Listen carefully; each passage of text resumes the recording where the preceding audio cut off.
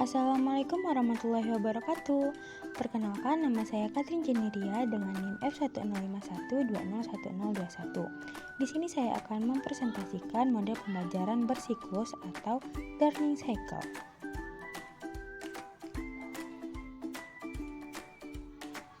Yang pertama yaitu ada pengertian learning cycle, yang kedua ada perkembangan model learning cycle, yang ketiga ada manfaat model learning cycle, dan yang keempat, cara mengupayakan lingkungan belajar agar siklus belajar berjalan optimal. Yang terakhir, kekurangan dan kelebihan model learning cycle. Untuk pengertian learning cycle, siklus belajar atau learning cycle adalah suatu model pembelajaran yang berpusat pada peserta didik atau student center. Pengembangan model ini pertama kali dilakukan oleh Science Curriculum Improvement Study atau SCIS pada tahun 1970 sampai 1974. Siklus belajar atau learning cycle merupakan model pembelajaran yang berorientasi pada teori Piaget dan teori pembelajaran kognitif serta aplikasi model pembelajaran konstruktivis. Menurut Lawson, dalam DB, siklus belajar sains adalah salah satu cara berpikir dan bertindak yang cocok untuk belajar siswa. Penggunaan siklus belajar atau learning cycle memberikan kesempatan bagi siswa untuk mengungkapkan pengetahuan sebelumnya dan kesempatan untuk menyanggah, mendebat gagasan mereka. Proses ini menghasilkan ketidakseimbangan kognitif sehingga mengembangkan tingkat penalaran yang lebih tinggi dan merupakan suatu pendekatan yang baik untuk pembelajaran sains.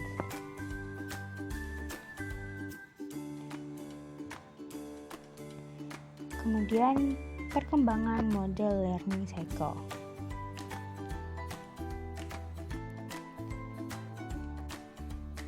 Learning cycle 3 fase atau 3E. Siklus belajar 3 fase ini terdiri dari 3 tahapan belajar, yaitu fase eksplorasi atau fase penggalian konsep, fase pengenalan konsep atau fase penemuan konsep, dan fase aplikasi atau penerapan konsep. Fase eksplorasi atau fase penggalian konsep. Selama eksplorasi, para siswa belajar melalui aksi dan reaksi mereka sendiri dalam situasi baru. Eksplorasi juga membawa para siswa pada identifikasi suatu pola keteraturan dalam fenomena yang diselidiki. Contoh penerapannya, siswa mengidentifikasi objek-objek yang menarik, kejadian-kejadian atau situasi yang dapat diobservasi siswa-siswa. Pengalaman ini dapat terjadi dalam ruang kelas, laboratorium, atau lapangan.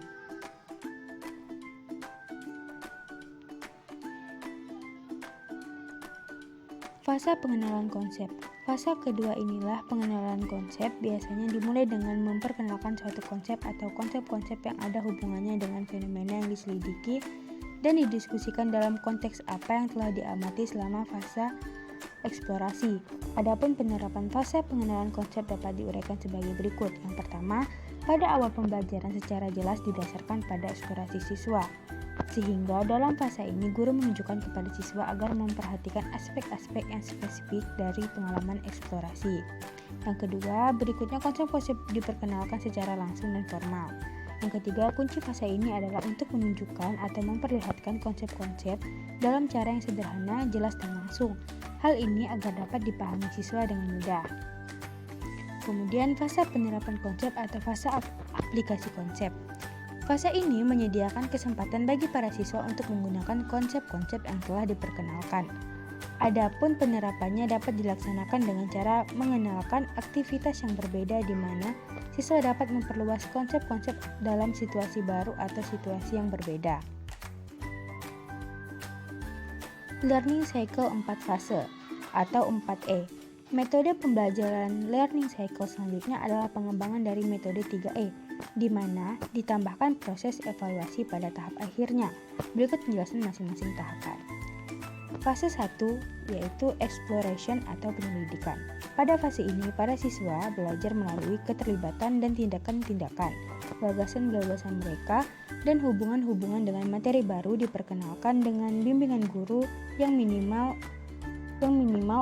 agar memungkinkan siswa menerapkan pengetahuan sebelumnya, mengembangkan minat, menumbuhkan dan memelihara rasa ingin tahu terhadap materi itu.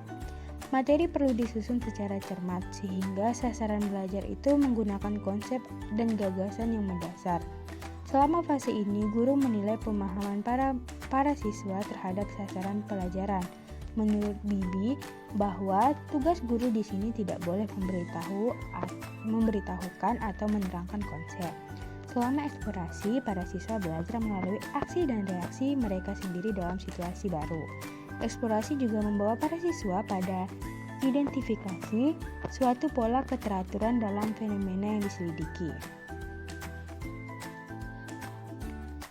Penerapan fase 1 dapat diuraikan sebagai berikut. Yang pertama, siswa mengidentifikasi objek-objek yang menarik, kejadian-kejadian atau situasi yang dapat diobservasi siswa-siswa. Pengalaman ini dapat terjadi dalam ruang kelas, laboratorium, atau lapangan. Yang kedua, penyediaan waktu bagi siswa di mana mereka menggali objek-objek, kejadian-kejadian, atau situasi-situasi. Selama pengalaman ini, para siswa harus membuat hubungan-hubungan, pola-pola observasi, mengenali variabel-variabel, dan pertanyaan-pertanyaan kejadian atau peristiwa sebagai hasil eksplorasi mereka. Dalam fase ini dapat digunakan untuk banyak keuntungan yang tidak diduga. Siswa berkesempatan untuk menyuarakan ide mereka. Selain itu, siswa mungkin mempunyai pertanyaan-pertanyaan atau pengalaman-pengalaman yang memotivasi mereka untuk memahami apa yang mereka observasi. Dan yang ketiga, tujuan utama dari eksplorasi adalah untuk secara mental membuat atau menimbulkan konsep yang kemudian akan diperkenalkan. Fase 2, explanation atau pengenalan. Pada fase ini, para siswa kurang terpusat dan ditunjukkan untuk mengembangkan mental. Tujuan dari fase ini, guru membantu para siswa memperkenalkan konsep sederhana, jelas, dan langsung yang berkaitan dengan fase sebelumnya. Dengan berbagai strategi, para siswa di sini harus terfokus pada pokok penemuan konsep-konsep yang mendasar secara kooperatif di bawah bimbingan guru. Mengajukan konsep-konsep itu secara sederhana, jelas, dan langsung.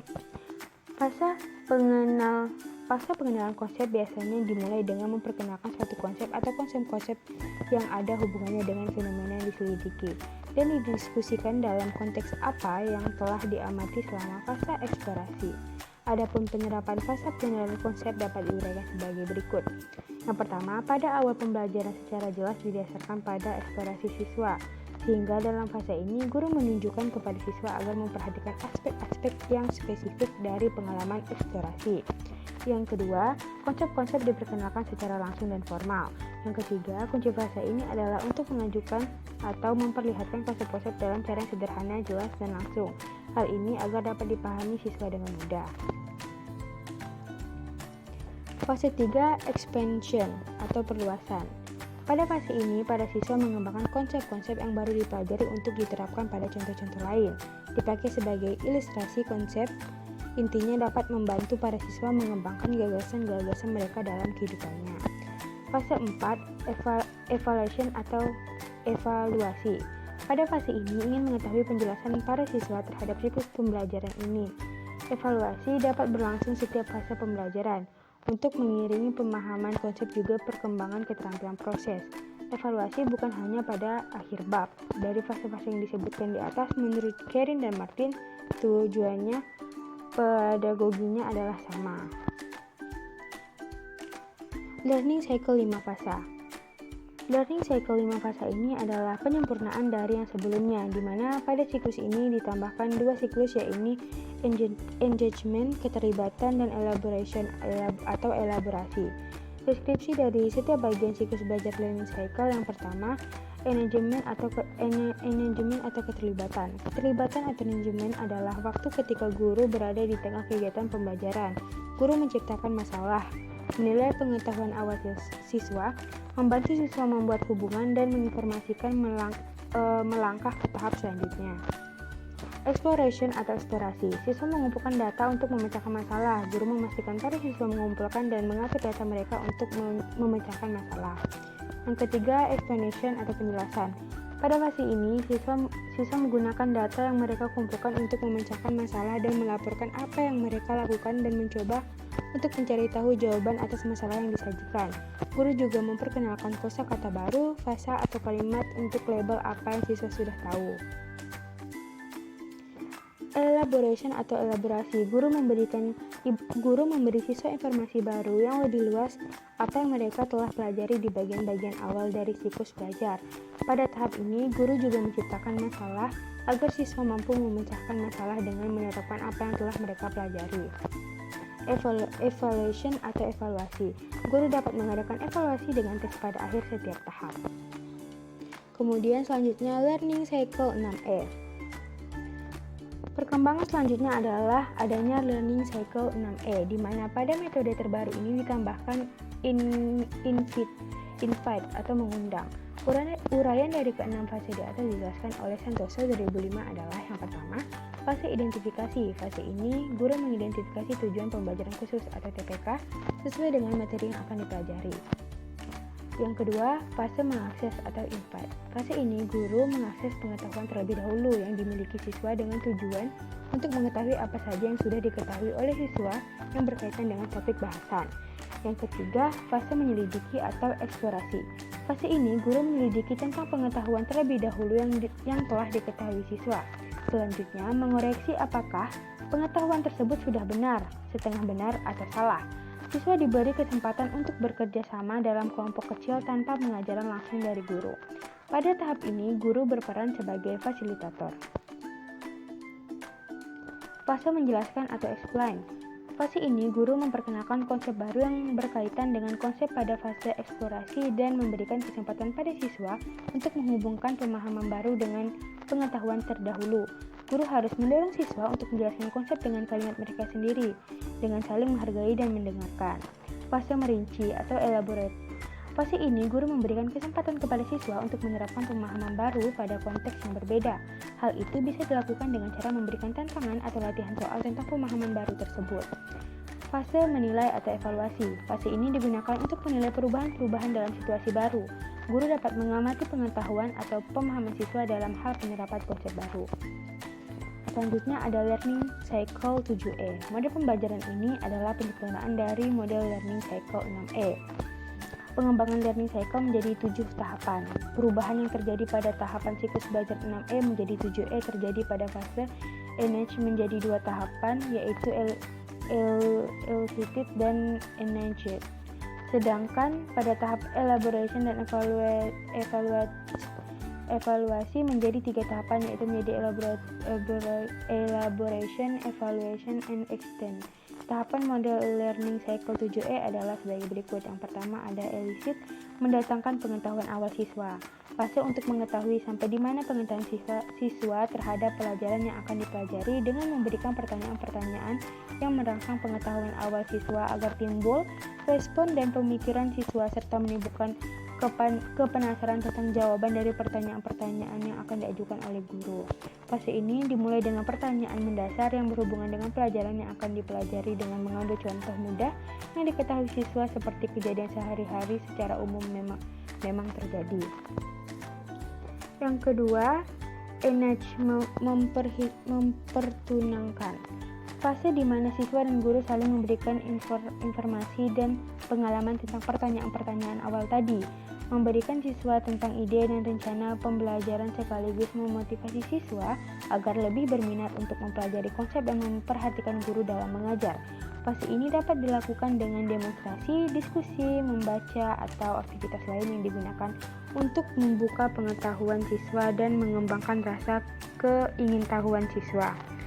Kemudian explore atau melidiki. Fase yang membawa siswa untuk memperoleh pengetahuan dengan pengalaman langsung yang berhubungan dengan konsep yang akan dipelajari. Siswa dapat mengobservasi, bertanya, dan menyelidiki konsep dari bahan-bahan pembelajaran yang telah disediakan sebelumnya. Explain, menjelaskan. Fase yang di dalamnya berisi ajakan terhadap siswa untuk menjelaskan konsep-konsep dan definisi-definisi awal yang mereka dapatkan ketika fase eksplorasi. Kemudian dari definisi dan konsep yang telah ada didiskusikan sehingga pada akhirnya menuju konsep dan definisi yang lebih formal.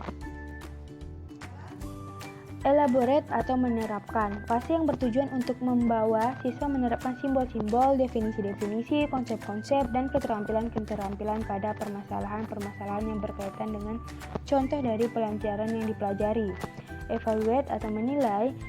Fase evaluasi dari hasil pembelajaran yang telah dilakukan. Pada fase ini dapat digunakan berbagai strategi penilaian formal dan informal. Guru diharapkan secara terus-menerus dapat mengobservasi dan memperhatikan siswa terhadap kemampuan dan keterampilan untuk menilai tingkat pengetahuan dan kemampuannya.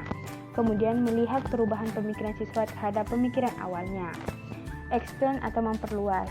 Fase yang bertujuan untuk berpikir, mencari, menemukan, dan menjelaskan contoh penerapan konsep yang telah dipelajari. Bahkan kegiatan ini dapat merangsang siswa untuk mencari hubungan konsep yang mereka pelajari dengan konsep lain yang sudah atau belum mereka pelajari.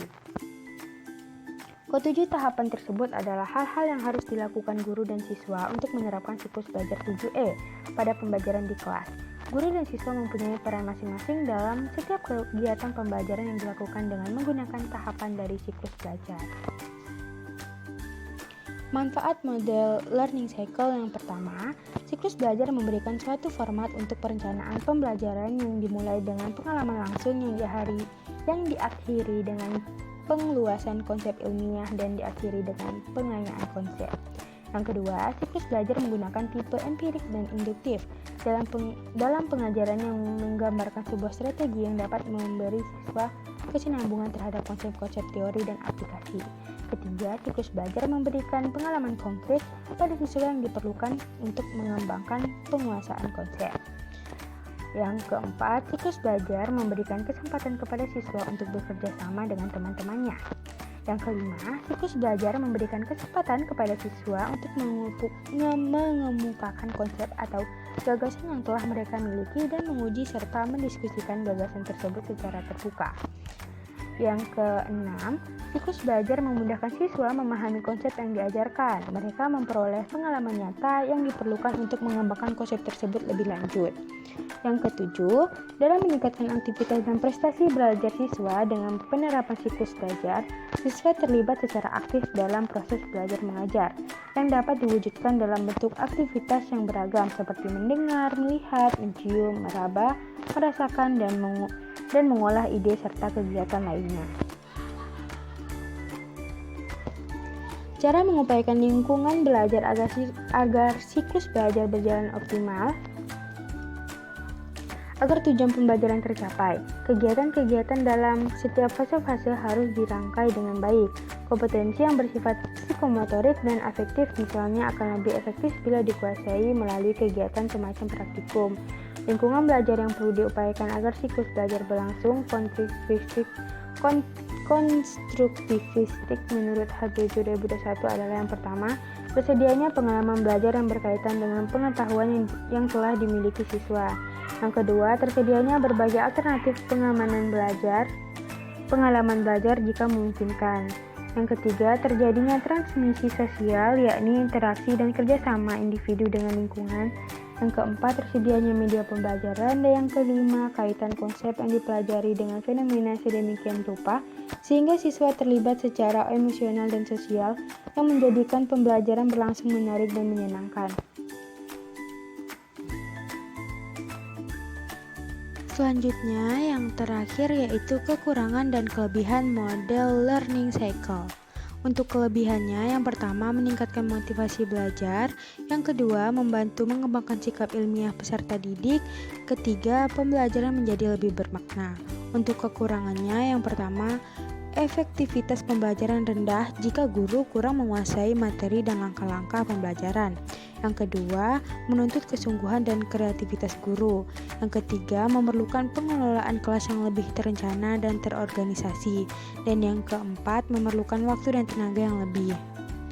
Baiklah, sekian presentasi dari saya. Terima kasih. Wassalamualaikum warahmatullahi wabarakatuh.